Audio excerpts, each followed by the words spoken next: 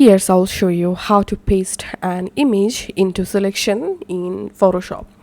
So first of all, I'm selecting here the selection tool and I'm just selecting my subject where I want to insert or paste our image.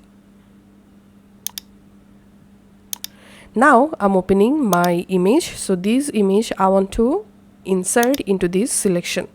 So here I'm opening the image and unlocking the image layer and then just pressing Ctrl A to select your entire image and then pressing Ctrl C to copy entire image.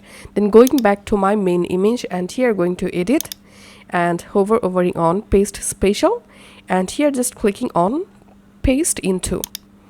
And now press Ctrl T and then go ahead and easily adjust the image size. You can also rotate the image just like this and click on done, and this is how you can actually insert an image into selection.